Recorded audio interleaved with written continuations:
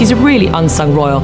You know, day in, day out, she does all these engagements that never really get much press, but absolutely make the day, the month, the year of every person she goes and speaks to. Sophie, the Duchess of Edinburgh, stood up and looked across the table at some of the most powerful figures in the British monarchy. Then, in a rare move for a royal, she walked out, not out of anger or defiance, but because a decision had just been made that affected her children's future. It was a decision that pierced her heart as a mother. What transpired in that palace room, and why it drove one of the crown's most loyal members to her breaking point, is a story the palace never wanted to be told. Stay tuned for the details. The woman behind the title. Who is Sophie, really? To understand what transpired during that palace meeting, it's essential to know about the woman at the center of it all. Sophie, Duchess of Edinburgh. She is not your typical royal.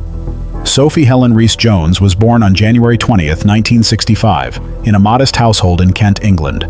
Her mother, Mary, worked as a secretary and charity worker, while her father, Christopher, was a sales director. There were no titles, no servants, and no luxuries associated with a royal life. Sophie trained as a secretary at West Kent College and built a successful career in public relations. A genuine career where she earned her own money, made her own decisions, and answered to clients.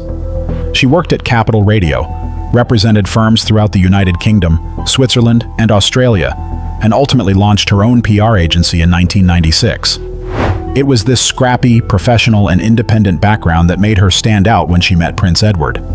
They first crossed paths in 1987 through work, but they only began dating in 1993.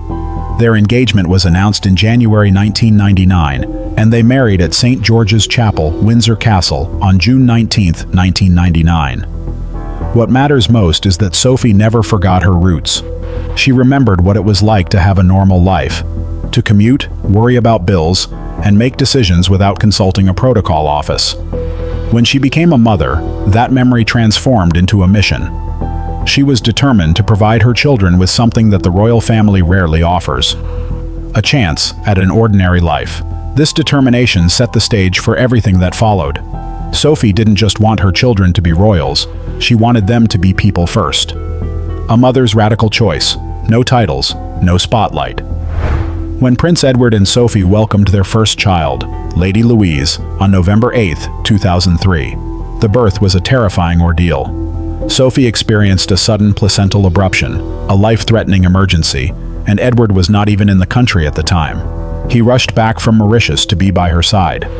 Louise was born prematurely via emergency cesarean section, weighing just 4 pounds and 9 ounces. Both mother and daughter nearly lost their lives that day. That harrowing experience shaped their decisions moving forward. When Sophie and Edward's son James arrived on December 17, 2007, also by cesarean section, the couple made a surprising choice that astonished royal watchers. They elected not to give their children the royal titles they were legally entitled to. According to letters patent issued by King George V in 1917, both Louise and James were eligible to be styled Her Royal Highness Princess Louise and His Royal Highness Prince James. However, Edward and Sophie declined these titles. When Buckingham Palace announced this arrangement, it was confirmed that the children would be recognized officially as the children of an Earl, Lady Louise and Viscount Severn, rather than as Prince and Princess. Sophie explained their reasoning in a candid interview with the Sunday Times in 2020. She stated that the decision was made so their children would understand they likely needed to work for a living.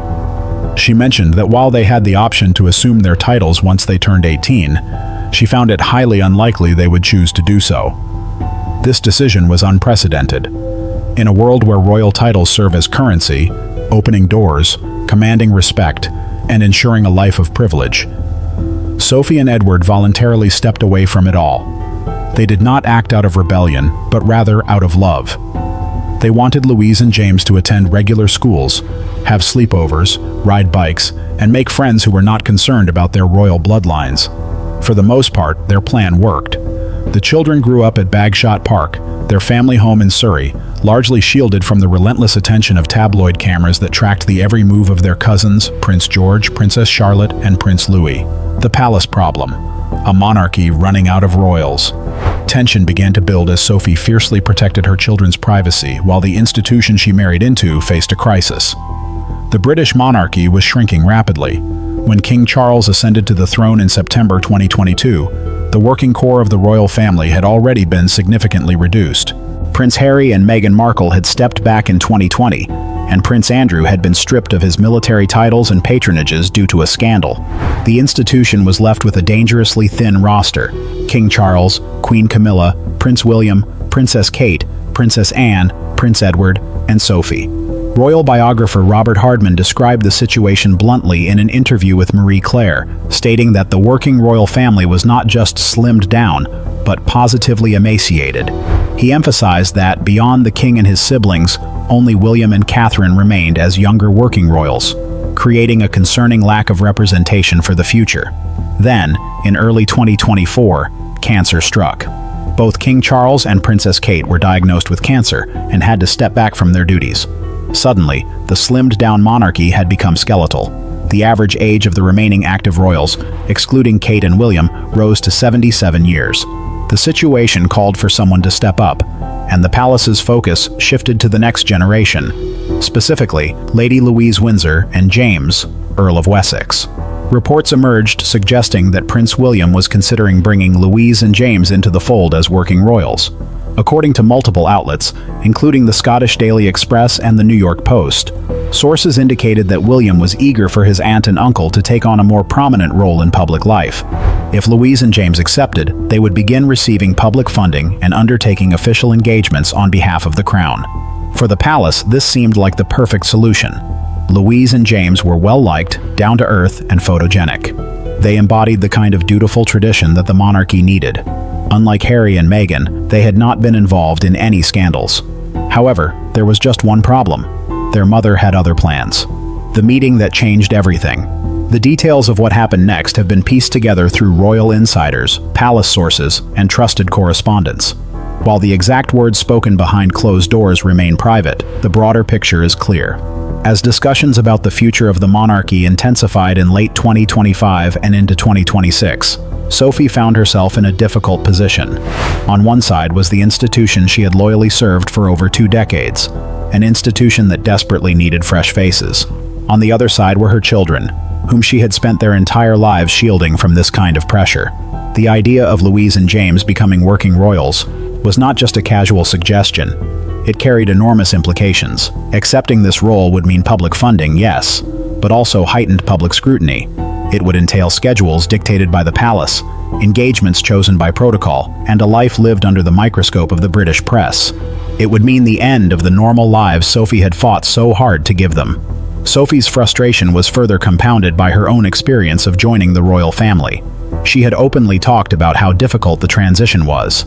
She once told Tatler that the frustration stemmed from having to lower her expectations of what she could actually accomplish. She explained that she couldn't simply walk into a charity and start making suggestions as she had in her PR career. Instead, she had to take a significant step back and completely reframe her approach.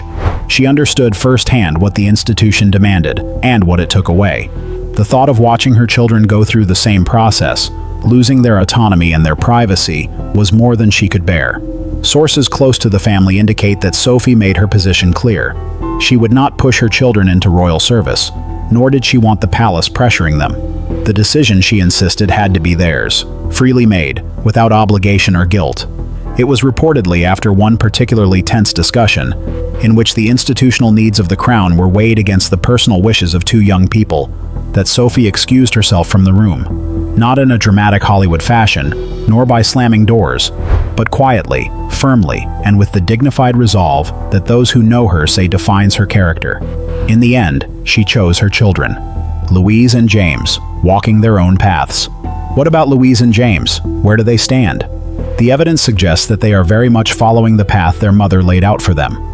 Lady Louise, now 22, is in her final year studying English literature at the University of St. Andrews in Scotland, the same university where Prince William met Kate Middleton.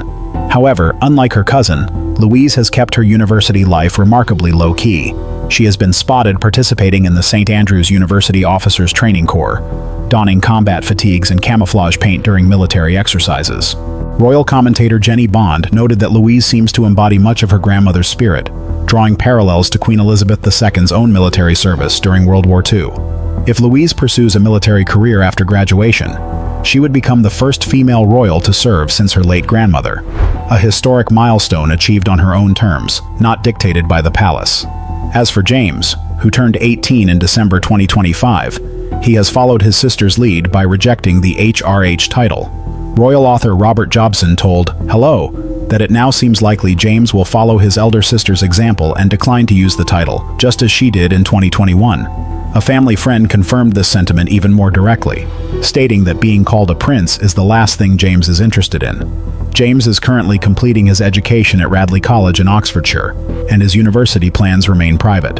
However, the message is clear. Both children have chosen substance over ceremony and independence over institution. Their decision to decline the titles was not an act of defiance, but rather an act of self-determination, made possible by a mother who believed that who you are matters more than what you are called. Sophie's legacy, rewriting the rules of royal motherhood. Sophie's walkout from that palace meeting wasn't a breakdown, it was a breakthrough. It marked the moment when a royal mother drew a line in the sand and declared that her children's happiness comes first. In doing so, she challenged one of the oldest assumptions in the British monarchy, the idea that royal children exist to serve the crown. For centuries, the children of kings and queens have been raised as instruments of the state, their marriages arranged for political advantage, their educations tailored to prepare them for public duty, and their personal desires subordinated to institutional needs. Sophie rejected that model entirely. Remarkably, she did it without burning any bridges. She didn't give angry interviews, leak damaging stories to the press, or write a memoir to settle scores. She simply, quietly, and consistently put her children first. The Duchess became emotional in a 2025 interview with The Telegraph when reflecting on her children's role in Queen Elizabeth's vigil at Westminster Hall in 2022. She spoke about how incredibly moving it was, and how proud she was of them, and of all the cousins. The interviewer noted that she paused, placed her hand on her heart, and blinked back tears. She admitted she didn't think she could talk about it anymore. That moment, a mother overcome with pride and love for her children, reveals everything you need to know about Sophie's priorities. Today, Sophie remains one of the hardest working members of the royal family. She is the patron of over 70 charities and organizations, from Childline to the London College of Fashion. She has become a passionate advocate for women's rights, disability awareness, and the prevention of conflict-related sexual violence.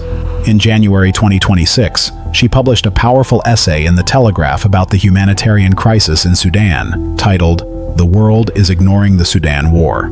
Sophie has earned the respect of her colleagues, the admiration of the public, and, most importantly, the gratitude of her children. Royal expert Jenny Bond summed it up perfectly, saying that Sophie had worked below the radar for many years, neither expecting nor receiving the publicity she deserved. Only recently has the public come to recognize how essential the Duchess is to the monarchy's work.